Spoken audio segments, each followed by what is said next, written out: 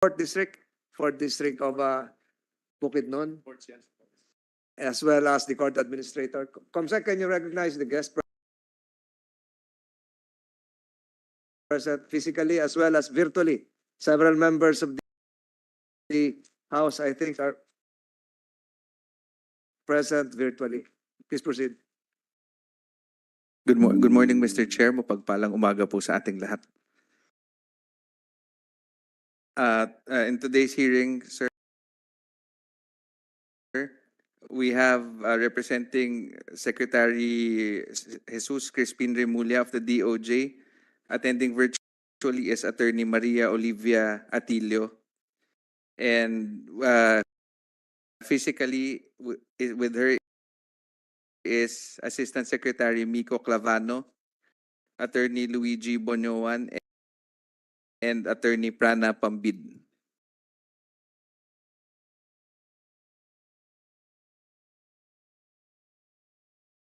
Before we go further, kindly acknowledge once your name is called. Thank you.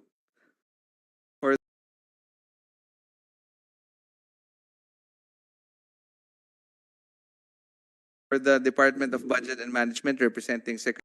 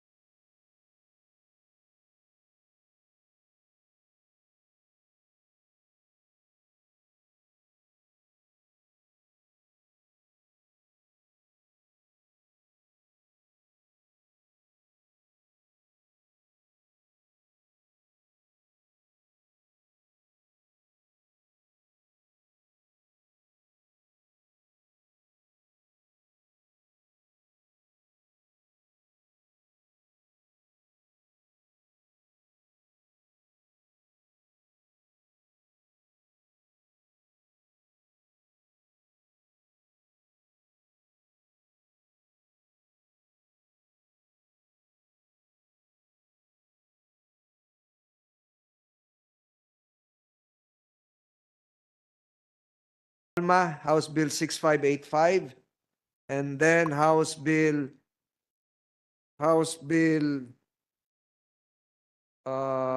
6588, filed by Congresswoman Ruth Hernandez.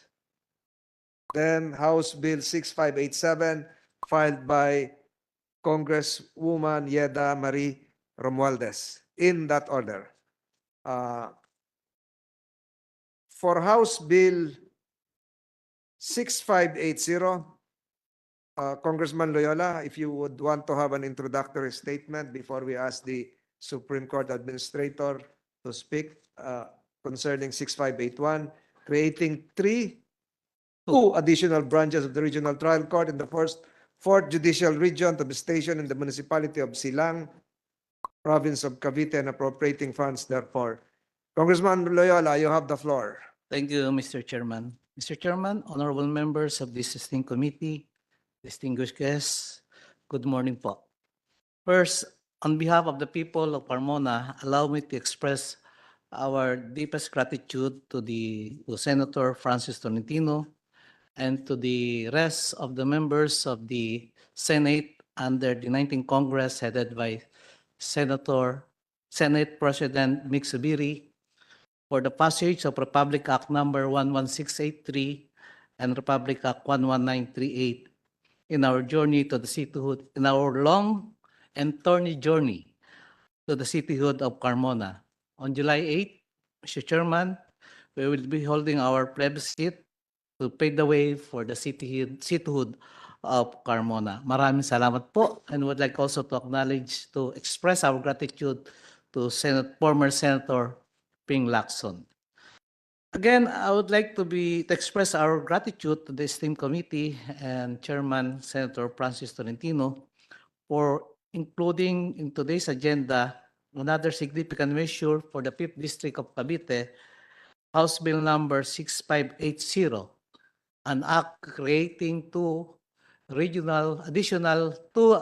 creating two regional trial courts in the province of Cavite under the 4th Judicial Region to be stationed in Silang, Cavite. Mr. Chairman, Silang is a first-class municipality in the province of Cavite with a population of more or less 300,000 and a land area of around 18,000 hectares. It is the home of many factories, an agricultural area, and a favorite vacation place for the Metro Manila.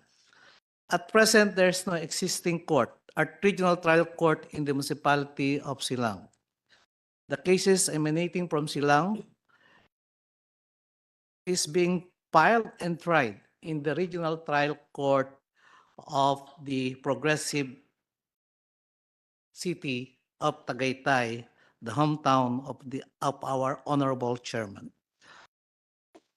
The regional trial courts in Tagaytay also covered other municipalities like the municipality of Maragondon, Alfonso, Bailen, and Magallanes, and Silang.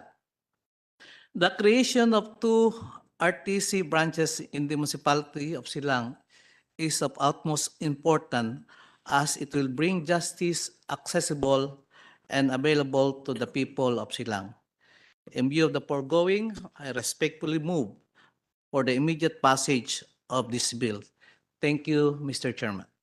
Thank you, Congressman Loyola. Before we ask the court administrator to give a statement, the chair recalls, Your Honor, a hearing conducted by this committee months ago, wherein the Honorable Court Administrator promised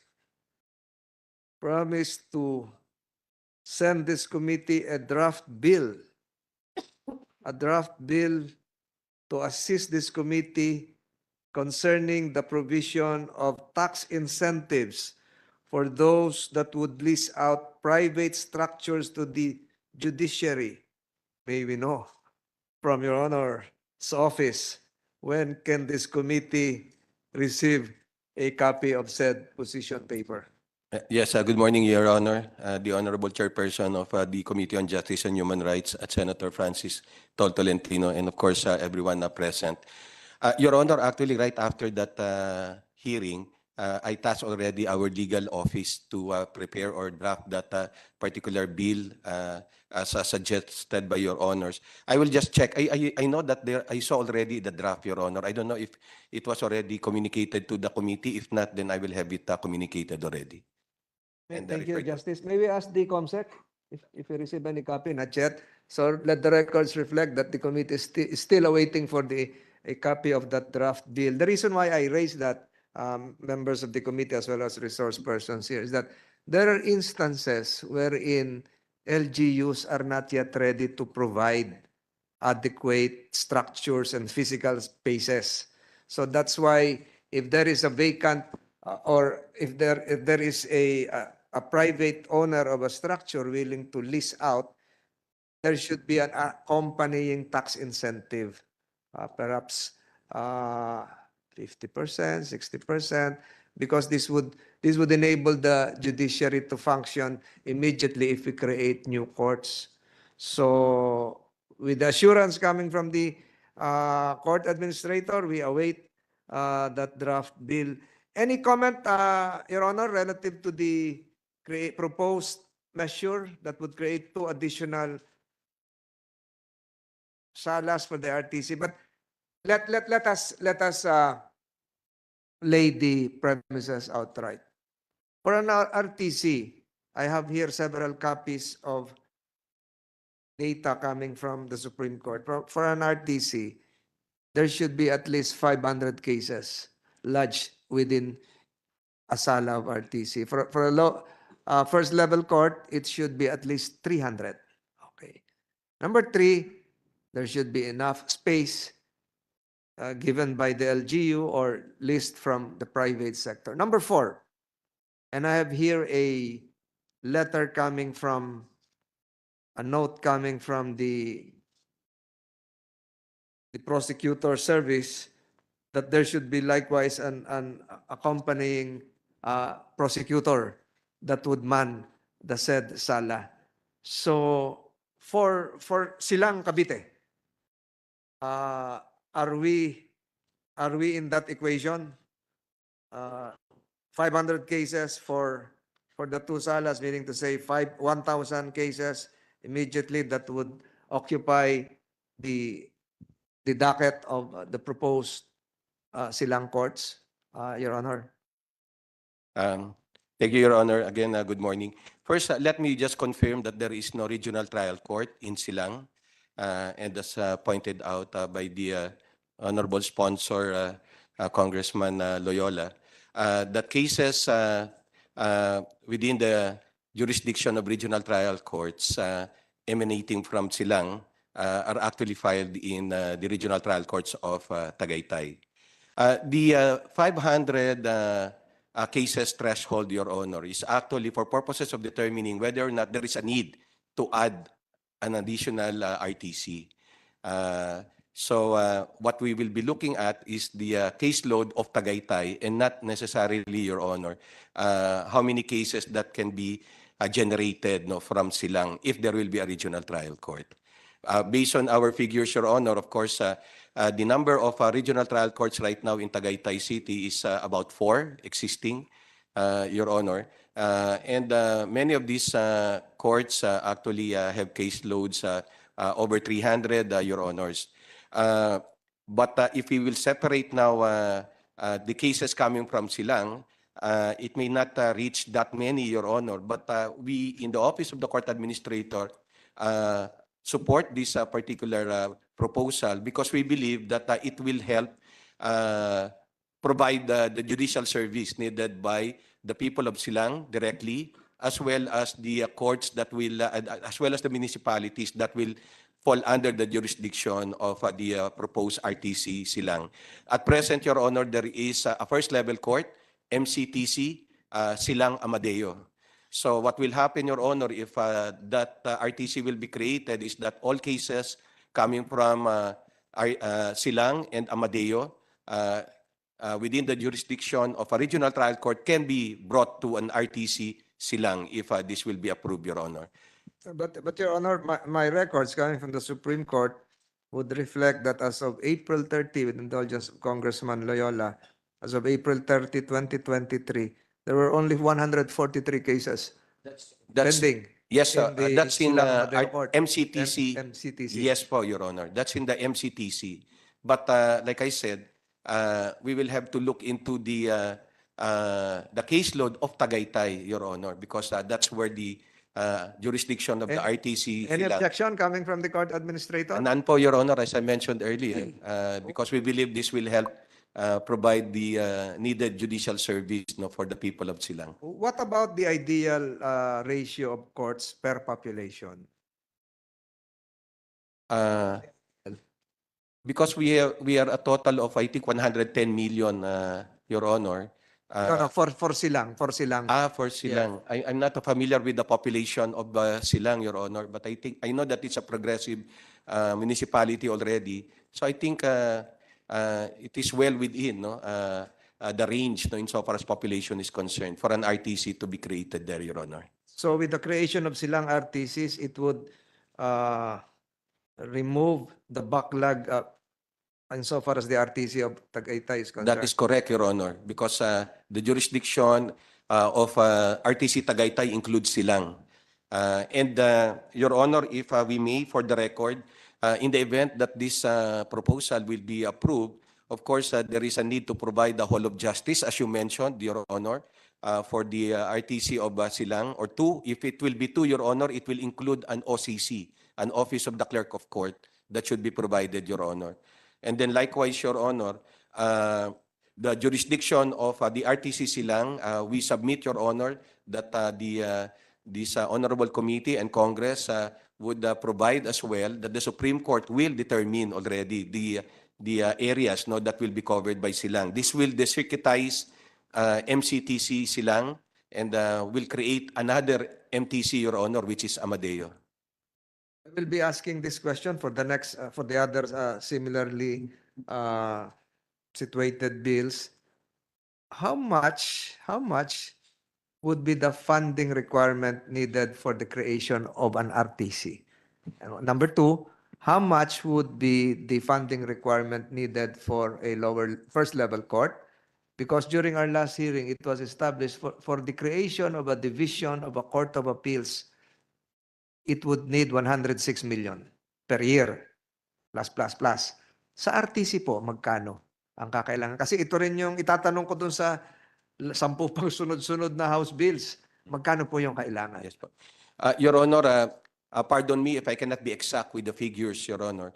But if we're talking about a regional trial court, we talk about personnel services first, Your Honor. So it will cover the salaries of the presiding judge, the clerk of court, and then the legal researcher, 4 stenographers, and then 1 sheriff, 2 clerks, docket clerks, 1 process server, and then 1 utility worker, and 1 data entry machine operator, Your Honor. I think roughly that would be like, it would amount to more or less 500 to 600,000 per month, Your Honor. Basic salaries, Your Honor. So if you multiply that by 12, Your Honor, then that would be like perhaps about 6 million in salaries alone, Your Honor. Then with respect to the MOE, Your Honor, then with respect to supplies, the average would be around 2 to 2.5 million, Your Honor, only with respect to basic supplies. But when you talk about security that will be provided, Your Honor, janitorial services. Electricity, what about electricity, water? Yes po, that will be separate, Your Honor, from the 2.5. Siguro baka 2.5. mabot po ng 3 million po, Your Honor, for MOE, Your Honor. Per month?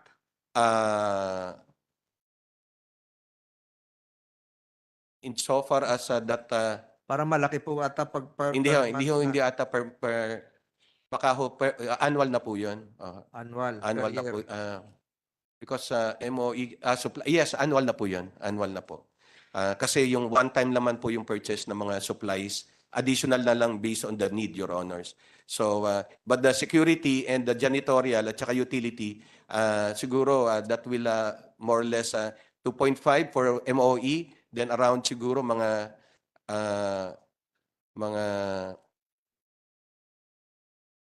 kasi higher po yung sa sa mga salaries ng po, Your Honor. Siguro mga 3 million po na additional po for the utilities and some But sometimes these are shouldered by the host LGU. when it comes to the RTCs, Your Honors, usually it's shouldered by the Supreme Court. But when it comes to first level court, sometimes it's shouldered by the LGU. So, still allow the host LGU to shoulder all of this? no, Your Honor, if they Hindi tell na. us that they cannot afford to provide, Your Honor, we shoulder it immediately, Your Honor, Pero using our Yung funds. LGUs na well funded, Metro Manila LGUs, pumapayag po kayo? That's separate, Your Honor. Actually, we cover everything regarding their needs, Your Honors, in Metro Manila because they're near and then very specific naman po yung budget for them. But sometimes the LGUs provide allowances for them, Your Honor, so that's different. That's different. That's what usually comes from the LGU. So your computation of 500,000 a month, 6 million a year would still not include the salaries for the prosecutor. No, Your Honor, Wala pa because yun. insofar as the prosecutors are concerned, based on their own law, Your Honor, if there is one court that is created, automatic po, 2 new items for prosecutors will be included, no, in their plantilla. So without That is without not yet additional, funded. That is not yet funded. well, they will have to secure it from Congress, Your Honor, because but the law provides there is no need for it to be included, Your Honor, in the law creating courts. Yes, because it's automatic in the law, Your Honor. So the only thing that needs to be provided always when creating courts, Your Honor, are the itemized expenses, Your Honors, for personal services such as salaries, benefits, and emoluments, and then for court personnel, court operations, MOE, and of course the Hall of Justice, Your Honor. We have a DBM representative here, Department of Budget and Management, Good morning. online. Good morning po, Your Honor. Can you introduce yourself? I'm Attorney Trisha Baraan po. Ay, nakatingin ako sa online. Nandito ka pala, present ka pala. Yes, Sorry. Do you confirm the computations made by Justice Villanueva? Yes, Your Honor, we have a estimated computation po for an RTC single sala court. Per sala, how much? Kasama na yung kuryente, kasama na yung sweldo, Opo. kasama na yung sa prosecutor. Mga 11.3 million po. Pero tama po kayo, Your Honor, does not include po yung salaries for prosecutors. 7.3 million for the judges alone, for the judiciary alone. Opo. So if you include the prosecution service, how much would it entail? I-double check po namin, sir, kasi yun po hindi po namin na So estimate. we're looking at a figure of 11.3 million for annually, Opo. rough estimates. So that would be 22.6 million for the 2 RTC salas of Silang Cavite. Yes, Your Honor. And so on and so forth. So lahat nung pag-uusapan natin ngayon, ganun yung ballpark figure natin. Di ba? Opo. Depende po kung ilan po yung Can we proposal. have a figure likewise for the prosecution service? Yes, sir, we will prepare Para, po the same. hindi, as we go along, habang kasunod na yung ibang mga House bills, para may ballpark figure. Hindi naman siguro ganun kalaki yon, di ba? Sige po, we'll Kasi- prepare po. Sabi ni Justice Villanueva, automatic na raw yun eh. Kayo na magko-compute nun eh. Yung, kung i-create pa po siya, Your Honor, the same should be reviewed po by DBM. So, si PAO or yung concerned office should request po sa DBM for the DOJ, prosecutors. the Assistant Secretary is here. Magkano ang computation ng prosecution service? May PAW pa yan, di ba? May Yes, sir. PAW pa yan. May kasama pa yung PAW. So magkano ang computation nyo? Mr. Chair, I'm getting the information now from personnel and finance. I'll apprise the chairman, sir, as soon as I get the information, sir. Yung PAW, hindi naman, ilang bang PAW? Bawat isang sala. Isa. So, 1 PAW and then one fiscal. So can we have that as we go along? Judges Association of the Philippines, any concern concerning relative to the bill filed by Congressman Loyola, 2 additional salas for Silang Cavite, new, not additional RTCs. Any objection, violent, vehement, Of or course, what? we fully support, Your Honor, the proposal to create various courts considering that it's a first-hand information. It's, for example, in Muntinlupa, there is actually a proposal, Your Honor, insofar as Muntinlupa is concerned No, to no, we create. tackle first Silang, Ay. Silang Cavite. House Bill 6580, creating 2 additional branches of the Regional Trial Court in the 4th Judicial Region of the Station, the Municipality of Silang. Well, the Philippine Judges Association, Your Honor, support the proposal to create 2 branches in Silang, Your Honor. DBM, ano yung mga hindi mo pwedeng mabigkas dito? Yung sa funding requirements. Meron bang court na dumating na create na court na napasama sa mga unfunded mandates? Meron na ba sa pag-aaral nyo? Sir, per our operations group, kahit po unfilled yung positions ng Supreme Court, Unfunded.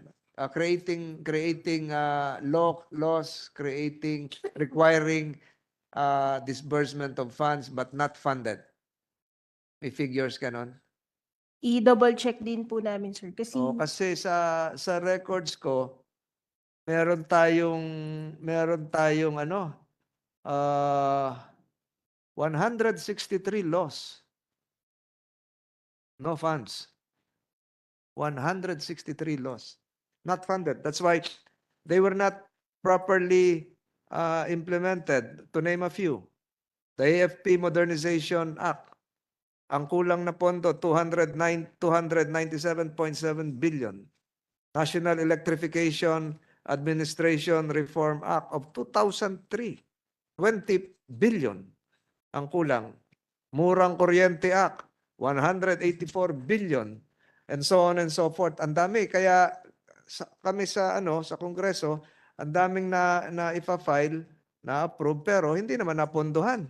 We recognize the arrival of the great chairperson of the Committee on Public Order, Senator Ronald Bato de la Rosa. Sir, ang pinag-uusapan namin yung creation of courts because later on we'll be suspending and then we'll tackle the NBI escapee incident. So, Attorney Tricia, ano yung mga nagawa na batas ng Kongreso, ng Senado, tapos walang pondo, hindi namin ma-implement. Meron bang nangyari na sa courts na kinreate kami tapos walang pondo? sir, if I may po, Yes. ang procedure naman po, sir, basta yung Supreme Court will submit po their request for creation of positions. Then, the DBM will process po. And then, come budget prep, napopondohan na po siya kahit po unfilled positions. The capital outlay, yung mga courts, yung building. The same po will go through the usual budget process po. So, automatic meron. Opo, basta submitted po ni Supreme Court. Kasi kailan ang budget call na? Kailan? Patapos na po yung NEP for 2024. sir. Aabot ito? But sir, the Supreme Court can always use their savings po since the Supreme Court is authorized to use their savings. Justice. So, pwede raw gamitin yung savings. Kung hindi umabot sa budget, ito, this year, pasok itong lahat ng itong 11. Savings po ng Supreme Court daw, budget. Supreme Court. Supreme Court. that's up to the I don't know the level of the savings, but I think, Your Honor, that will have to be decided by the Supreme Court and Bank. Pero yung the use of the savings. Pero gusto ko lang pong iliwanag. When there is a law creating courts, usually, for example, if it's signed into law today, Your Honor, creating courts, for example, the court RTCs in Silang, usually the Supreme Court will issue a resolution for the creation of that courts together with the plantilla positions already as authorized by the law. And then what happens is that we defer the organization of those courts because we transmit now the resolution of the Supreme Court to the DBM. And then the DBM now will program the funding. And usually the cycle is about 1 year to 2 years from the enactment of the bill into law. before the funding arrives. Kaya po you see that there are, with all due respect, Your Honor, that there are some unfunded yet there because they are new laws that are now being processed by the DBM. So, kumbaga sa ano pumapasok siya on a yearly basis, Your Honor, no, hindi ho sabay-sabay. And then finally, that's why when going to savings, actually, hindi naman hindi ho masasabi that there is enough savings to cover everything because when there is a vacancy in courts, we have judges no attending to all of these particular vacant courts through our acting presiding judges, Your Honor. So ang pinakamatagal po 2 years. Base if based on our experience, Your Honor, siguro mga ganun po. 1 to 2 Gusto years. natin i-level yung expectations dito pag na-approve tapos sabihin ni Congressman Loyola, wala pang court. Huwag muna kayo mag-file ng kaso. So 2 years maximum. Yet, I remember, Your Honor, I even disclosed this to the House Justice Committee. I told them that usually that is the experience that we have. Mga 2 years nga po. 2 years. Your Because Honor. a lot of the pending bills here would create several courts. For instance, Davao City would require additional 11 courts. So, ihimayin natin ito mamaya. So, i-level natin yung expectations, 2 years yung maximum. Hindi pala automatic pag pinadala at hindi rin makakahabol sa net. Senator De La Rosa. Thank you, Your Honor, Mr. Chairman. Tanungin ko lang si Court Administrator, sir. Meron na ba kayo na experience na yung ganito? Gumawa tayo ng batas, magawa ng bagong court. Meron bang yung attitude ng Supreme Court na parang ayaw nila or very thankful sila na very grateful sila na dagdagan yung kailang korte? Gusto ko lang malaman kung may attitude ba ang Supreme Court na, wag mo na yan, hindi man yan importante. Saka na tayo gagawa ng request niya, ng resolution, pasa sa DBM, bagal-bagalan muna natin. Meron bang ganon o wala? Thank you, sir. Ang Korte Suprema po palaging maluwag na tinatanggap no ang pagtatag ng mga bagong korte, Your Honor. So automatic po talaga sa Supreme Court in a way na once na sinabmit po namin na may batas, lumalabas po yung resolution insofar as the creation of the new courts are concerned. So wala pong pagkakataon na tinatanggi po namin yung pagtatag ng mga bagong korte, Your Honor. Thank you, Mr. Chairman. Dahil yun nga, naobserbahan natin, no? Parang yung resolution ng Supreme Court, parang synonymous lang rin yan sa IRR ng Executive Department na kapag may batas na yung ginawa, tapos sign into law by the President, tapos yung mga implementing agencies ay medyo reluctant na implement yung batas, yung IRR, bagal-bagalan nila yung pag-craft ng IRR to the detriment of the law not being implemented. Yes, po. So we hope that Supreme Court is lahat naman talaga gusto na dadami ang korte because justice delayed, justice denied. Gusto natin kagad speedy disposition of all these cases. Yes, po. So sana kung may sa batas to, bilisan natin kagad yung paggawa ng mga manning requirements para ma-implement kagad. Thank you, Mr. Chairman. Yes po, Your Senator De Honor. La Rosa. So, balikan ko kasi paulit-ulit itong tanong na to ha.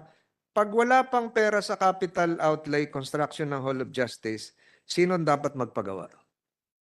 Your Honor, pardon me, no, I would just like to say for the record na pagka wala pong mga facilities, if there are no facilities yet, and there are judges already appointed, well, of course, we determine if there are existing spaces, no, with the LGU that they can help at least, no, for us to use. If none, Your Honor, then we rent, Your Honor, and we have the funds to lease for our judges and our courts. So yun naman po, ready naman po ang Supreme Court no regarding that one.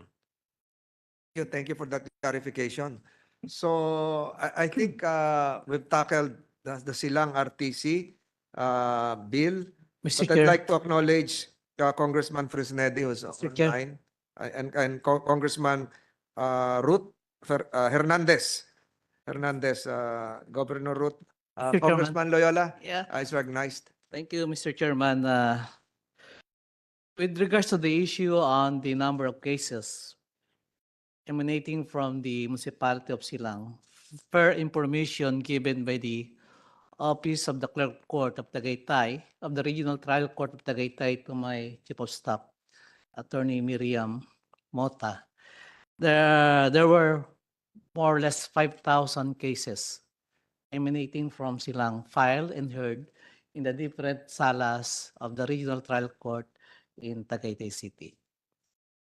Meron kagad may malilipat kagad sa docket nung newly created. Yes, Mr. Chairman.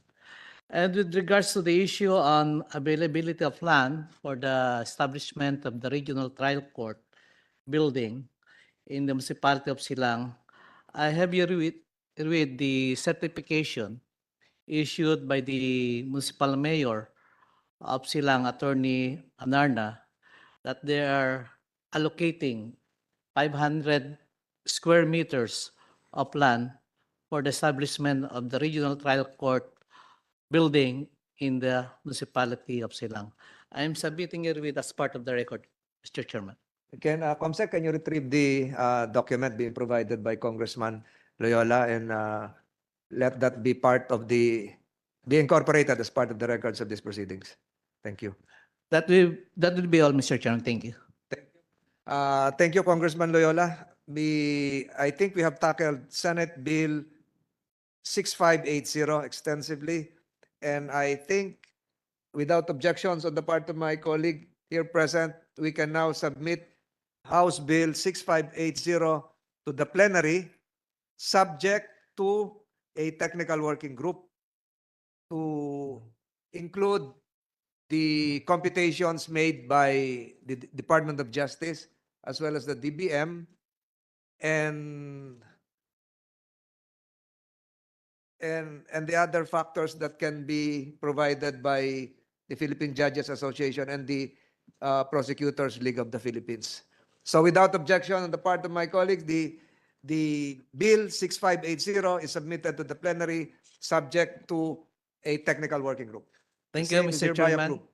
And thank you to all the members of this esteemed committee. Thank you. Permission to leave, Mr. Chairman. Thank you. Congressman Loyola is busy with his plebiscite, and I wish you all good luck. The best of luck. Thank you, Chairman. For the newly created city of Carmona. Thank you. We now proceed to House Bill 6586, filed by Congressman Laarni Roque, creating 3 additional branches of the Regional Trial Court in the 10th Judicial Region, stationed in the city of Valencia, province of Bukidnon. Congressman Roque, you have the floor for your introductory statements. Good morning, Your Honors. Good morning, Senator Francis Tolentino, Chairperson of the Committee on Justice and Human Rights. Also to our Senator Ronald Bato de la Rosa. Good morning. To my fellow legislators, to our representative who we just had earlier, Representative Roy Loyola, and to the members who are online right now, and to all our resource persons and our dear public servants. Good morning once again. This representation is honored to sponsor House Bill 6586, otherwise known as an act creating 3 additional branches of the Regional Trial Court in the 10th Judicial Region to be stationed in the city of Valencia, province of Bukidnon, and appropriating funds therefor. Amending for the purpose Section 14K of Batas Pambansa Bilang 129, otherwise known as the Judiciary Reorganization Act of 1980 as amended.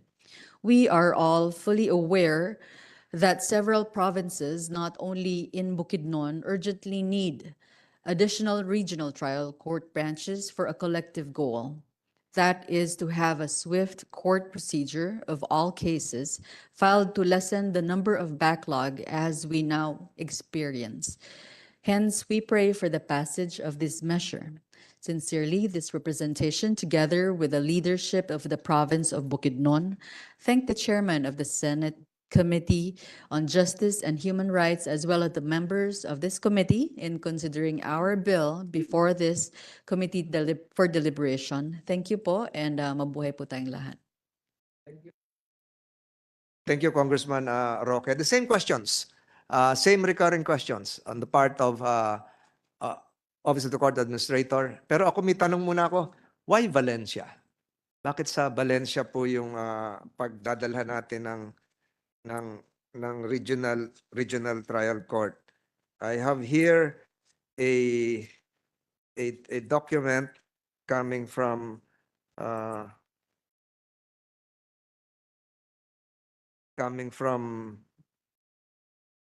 the Supreme Court. 133 lang po sa Valencia kaso.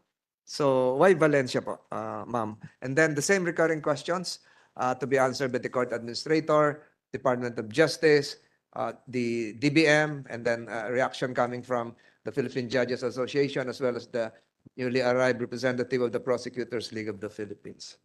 Ma'am. Yes po, Mr. Chair, thank you po. Actually, as of now, out of the 22 municipalities in the province of Bukidnon, actually 20 municipalities and 2 cities in the province of Bukidnon. Ang LGU po ng Valencia ngayon ang pinakamalaki. Actually, konti na lang po pwede na po siyang maging loan.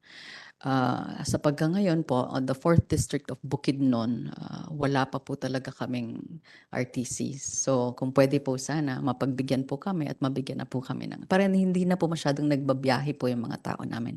Bagong distrito lang po ang 4th ng Bukidnon. Kakatapos lang po ng 3rd term ng husband ko po. Very reasonable and justified, Yes po. Your Honor. Thank you po. Justice Villanueva? Yes, po, Your Honor, thank you. We confirm, Your Honor, that there is no regional trial court in Valencia, which is a very progressive city already in Bukidnon. And many of the cases within the jurisdiction of or cognizable by the regional trial court are actually filed in the RTCs of Malaybalay.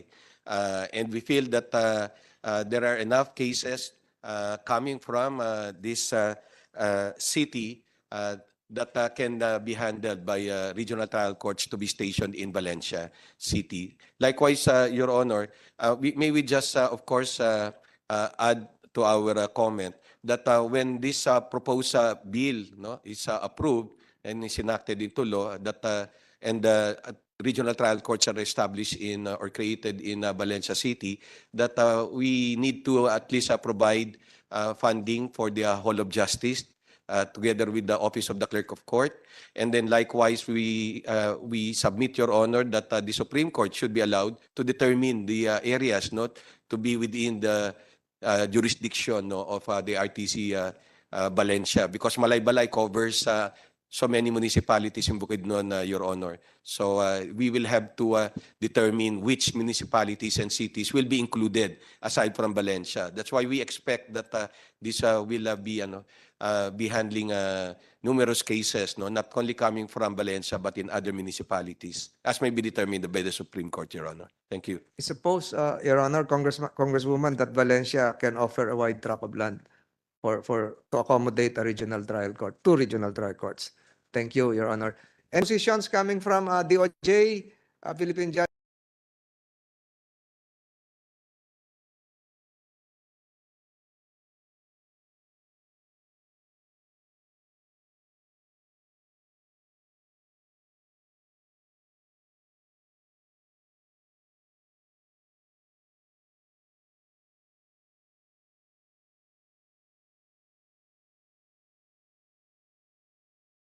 PAO and 1 prosecutor. 2.7 million po sila annually.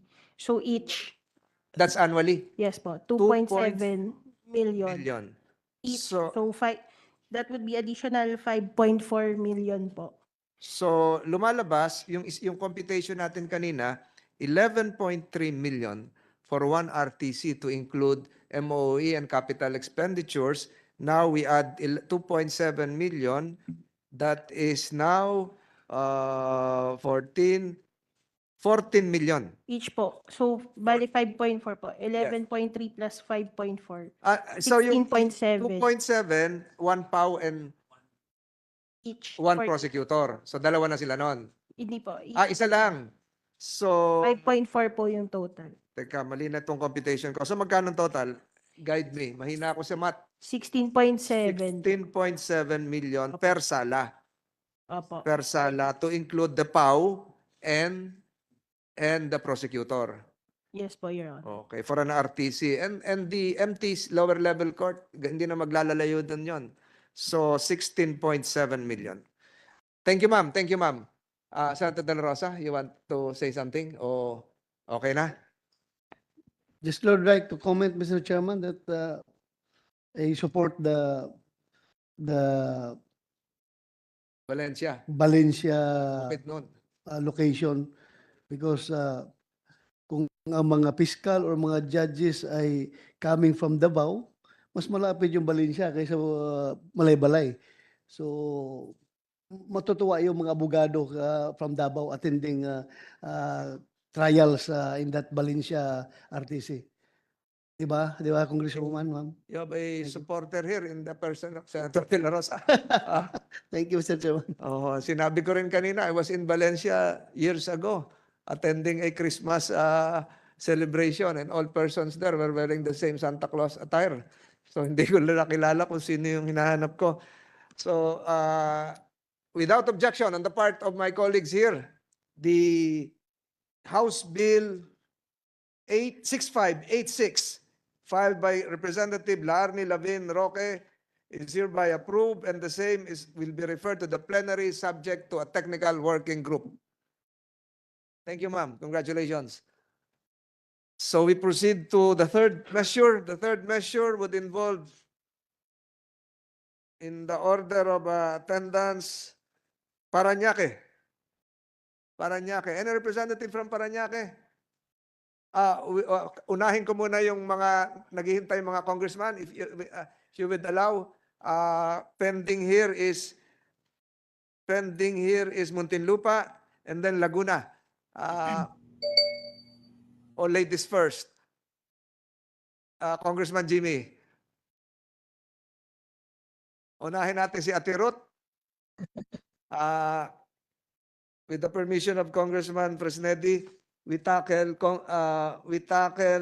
House Bill 6588 filed by Representative Ruth Mariano Hernandez na creating 12.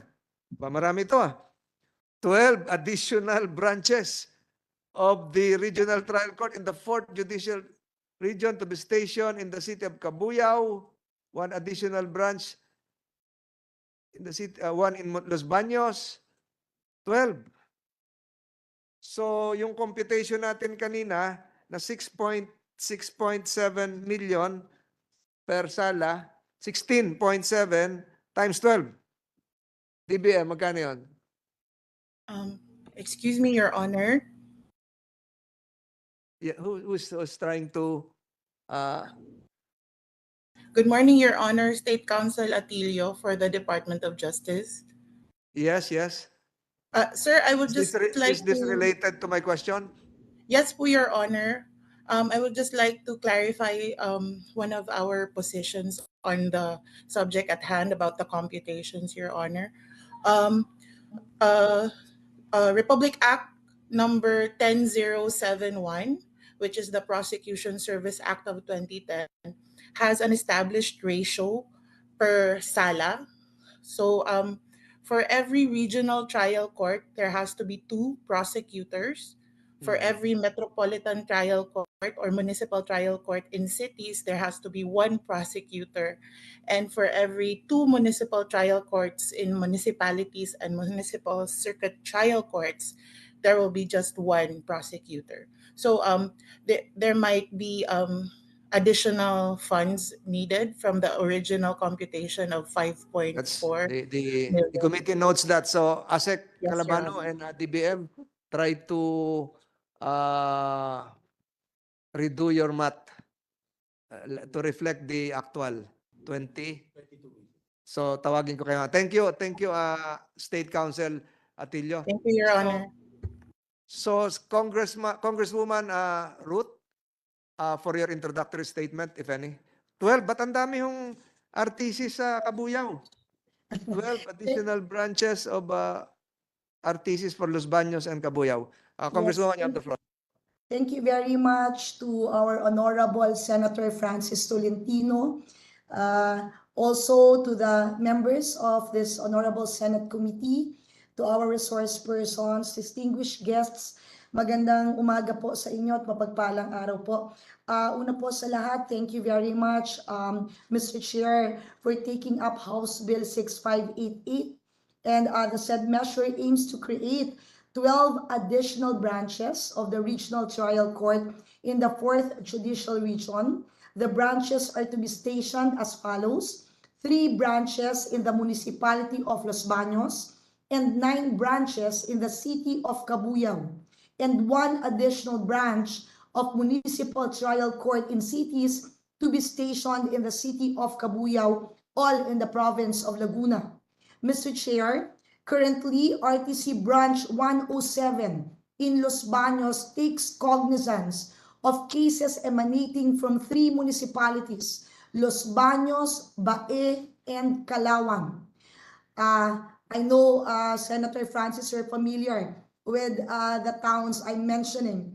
As of July 2022, the total number of cases pending before RTC Branch 107 is 1,217, which is a far cry from the manageable caseload of 200 to 300 cases a year for a second-level court. This representation has also been informed that the calendar for that 1,217 cases would reach up to 2025.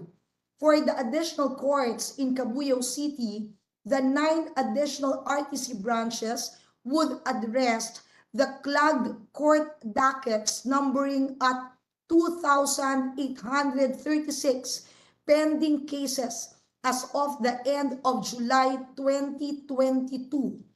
The creation of an additional MTCC branch in Cabuyao City is also sought, Mr. Chair, considering the continuous increase in the number of cases in the said city.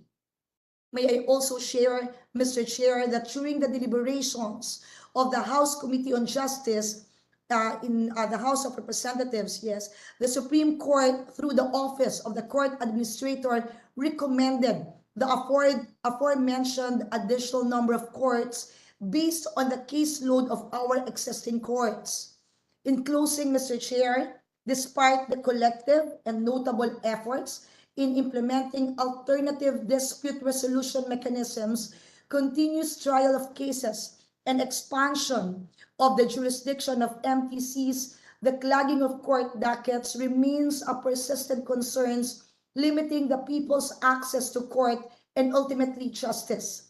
Thus, Mr. Chair and honorable members of the Senate committees, we earnestly appeal for the approval of House Bill 6588 by this august body. Again, thank you very much, Chairman Tolentino, and to all the members of the Senate Committee on Justice and Human Rights, and to our resource persons. I am appealing for the immediate passage of this bill. Again, thank you very much. Magandang araw po sa inyo. Salamat po, Governor. Salamat po, Congresswoman. I would like to clarify from the Office of the Court Administrator.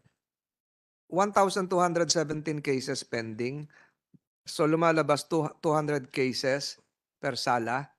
You mentioned a while ago na the ideal is 500? Your Honor, yung 500 threshold was for purposes of determining whether or not an additional regional trial court, for example, should be created. Pero truth to tell, of course, the ideal naman, no, caseload, no, for a judge, no, to be able to dispose, no, as expeditiously as possible, no, the cases, no, before him or her is about, yun na nga, as mentioned by the sponsor, Congresswoman Hernandez, should be around 250 to 300, Your Honor. So that's why we supported the creation of 3 additional regional trial courts in Los Baños, because if we will distribute, for example, the 1,100 cases currently, no, with the single RTC in Los Baños, branch 107, that will be around 250 only, Your Honor, per court, if we will distribute it. With respect to Cabuyao, Your Honor, We supported the creation of 9 to make it 10 in Cabuyao because considering the caseload of 2,777, Your Honor, as of January 31, 2023. So that will be an average of 277 cases per court, Your Honor, if we will distribute all of these cases to these branches, Your Honor. Any comment from the Philippine Judges Association? Your Honors, President, good morning. Well, considering the manifestation of the Honorable Congresswoman, we fully support the proposal because of the numerous dockets pending in their jurisdiction. From the Prosecutors League? Good morning, Honorable Chairman. Good morning, Senator Bato de la Rosa. Good morning, Your Honors. Sir, I'm here to represent President Al Calica of the Prosecutors League of the Philippines. We would like to make it of record that PLP raises no objection to the proposed creation of additional branches of the Regional Trial Court and first-level courts of various judicial regions. And we respectfully reiterate Section 13 of Republic Act 10071 or the Prosecution Service Act of 2010 that automatically creates positions of prosecutors whenever new courts or branches thereof are created. And we would like to respectfully request for or move for an amendment of Section 3 of all bills, Your Honor. What is Section 3? Of The all funds bills? for the funds necessary of the implementation of this of the act. What is Section 3? Sir, it reads, Yes. the funds necessary for the implementation of this act, including appropriations for personal services such as salaries, benefits, and emoluments for judge and court personnel, court operations under maintenance and other operating expenses, MOOE, and provisions for halls of justice or courtrooms to accommodate judges and court staff shall be included in the Annual General Appropriations Act.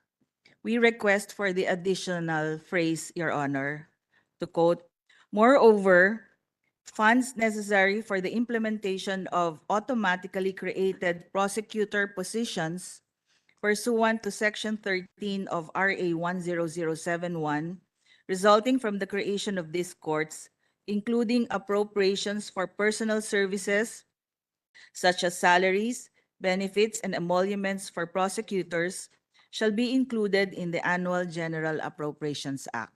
Period. Section 3? Parang kasama naman siya. Di ba siya kasama doon sa Section 3?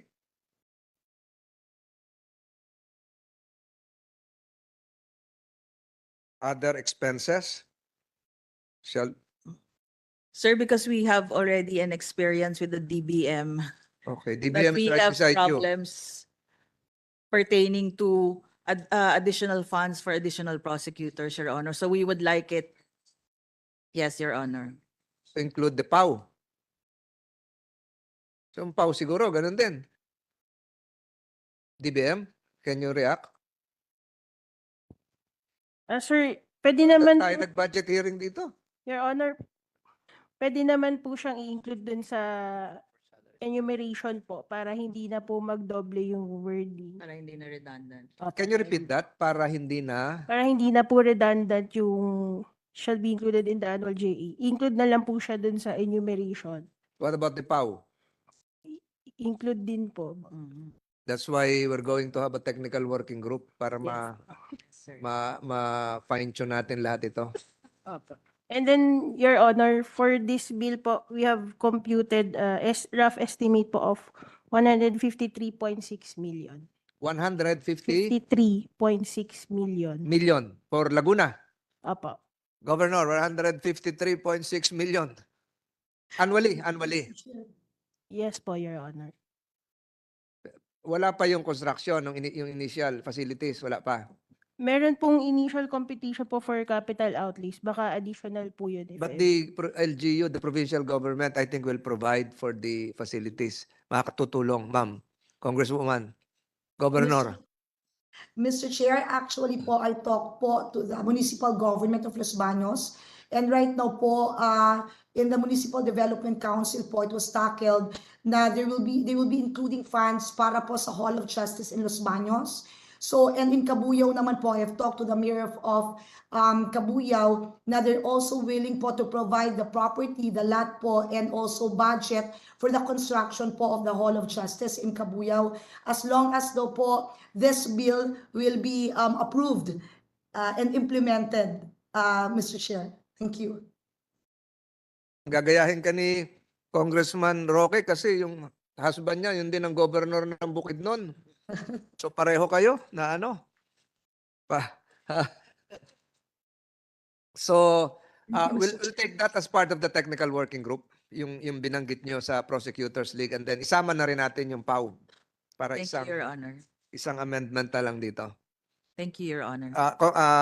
Justice Villanueva? Yes Any po, Your objection? Honor. Just for the record, again, if this proposed bill is approved and is enacted into law, Your Honor, we would like to again mention that there should be a provision, or at least, no, with respect to the Hall of Justice, nandiyan na po, and then with respect to the creation of an Office of the Court, Clerk of Court as well. Kasi pagka multisala po, Your Honor, yes po. 12 ito, 9 o 12. So, bali one office of the clerk of court lang naman po, Your Honor. So, additional funding for personnel po yun. Thank you. Thank you. Any other comment from my colleague, Senator De La Rosa? Wala. So, without objection on the part of my colleagues, House Bill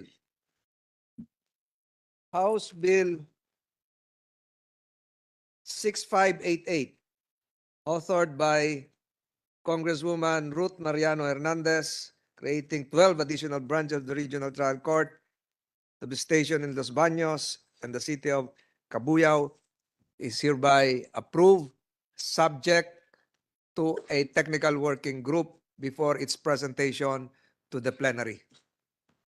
Thank you very much, Mr. Chair. Thank you very much for the honorable committee. Thank you. Thank you. We will be monitoring this because this is right adjacent to Tagaytay, Cabuyao. Tabi lang po ito. Salamat po, Congresswoman Governor Thank you. Hernandez. Thank you to the honorable committee. God bless Thank you, ma'am. everyone. Thank you po. The committee now will tackle House Bill. May nakabukas na isa. House Bill. Sino pa ba hindi? House Bill Muntinlupa. House Bill 6579. Authored by Congressman Jimmy Fresnedi, and are creating 5 additional branches of the Regional Trial Court, the National Capital Region, to be stationed in the city of Muntinlupa and appropriating funds therefore. Congressman Jimmy, Mayor, you have the floor for your introductory statement, sir.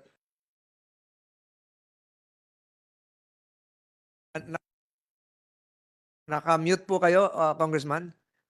Please unmute. On behalf of the people of Muntinlupa, Mr. Chair, I would like to thank Senator Francis Tolentino and this honorable committee for taking into consideration House Bill number 6579 as contained in Committee Report number 226. This proposed measure, which is in substitution of House Bill number 56, seeks to create 5 additional branches of the Regional Trial Court to be stationed in the city of Muntinlupa. House Bill number 6579, Mr. Chair, is envisioned to greatly improve the dispensation of justice in the city of Muntinlupa. It is intended to unclog and ease the caseload of the existing branches of the RTC in our city. In this light, we would like to implore of the chair and the other members of this honorable committee to approve this proposed measure. Eventually, this representation and my fellow Muntinlupeños are confident that with the able stewardship of the honorable chair, Senator Francis Tolentino, this proposed measure will also be approved by this chamber and enacted into law. Thank you, Mr. Chair. Thank you, Congressman Fresnedi. May we ask the court administrator, ilan na po yung magiging total na RTC sa Muntinlupa once this is approved? Yes, Your Additional Honor. 5. Your Honor, at present, we have 8 regional trial courts in Muntinlupa, which includes the statutory family court, Your Honor. So it will there will be 13 if the 5 additional RTCs will be included or will be approved, Your Honor.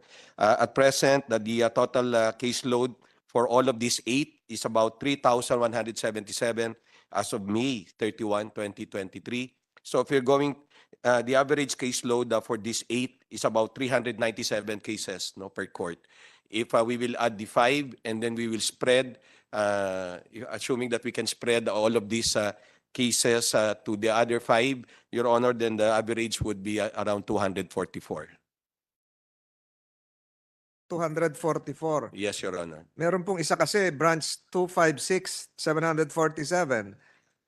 Branch 207, 520. And branch 204, 563. Yes, Your Honor. Actually, of course, the spread of the caseload is not the same, Your Honor. I'm just trying to illustrate, Your Honor, that assuming that additional courts will be included, then the average would be lesser, as what it is currently now, Your Honor. So additional, how many? 5, Your Honor. 5. This is no politically loaded remark. So pag may nag-inhibit, marami pang sasalo. Yes, Your Honor, because all of these 5 newly created courts will be considered as regular courts, Your Honors, and they will not be considered yet as special courts until the Supreme Court provides so, Your Honor. Total amount needed, DBM? Sir, for this bill po, ang rough estimate po is 97.2 million po. 97 0.2 point? 0.2 million po. 97.2 million. Pero may savings po rito kasi ang Muntinlupa may restructure na to eh. Hindi, wala nang, Congressman, di ba? May mga building na po kayo? Mute po kayo, Congressman. Mr. Chair, we have our own building, Mr. Chair. Bawasan po yan, DBM, kasi may building na nila.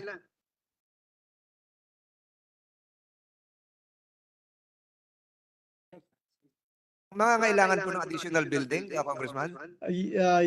Mr. Chair, yes, but according to the Office of the Executive Judge, we have no problem as far as space is concerned because we still have an area for the constructions of the building, Mr. Chair.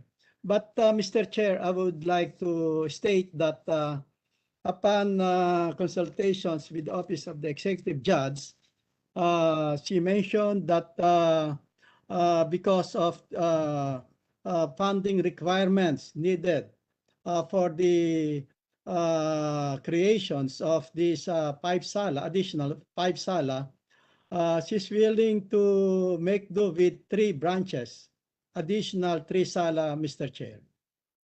Can you repeat that, Your Honor? She is willing to reduce from 5 to 3 additional sala, Mr. Chair. So that is upon consultations with the Executive Judge, Mr. Chair. So what we heard from the good Congressman is that instead of 5 additional salas under the proposed bill under 6579, it can be reduced to 3. Yes, Mr. Chair. This is upon consultation with the Office of the Executive Judge.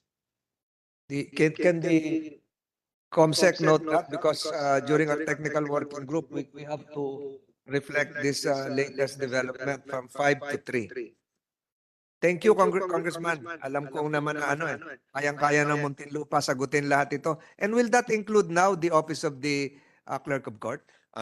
Your Honor, we have already an Office of the Clerk of Court in Muntinlupa. So it will just result in, I guess, additional clerical positions, Your Honor, because of the increase in the number of courts. So DBM, siguro take note of that. Marireduce yung computation mo. Yes, sir. And 5 to sir, 3. Just to clarify po pala, yung competition po namin does not include capital outlays since nagdedepende po kami sa proposal nga po ng agencies kung ano po yung requirements nila for the year. So, we can't estimate po yung for their capital outlays. Sa Muntinlupa, walang problema sa structure. Kompleto sila. Congressman, di ba ho? Kompleto ng building down.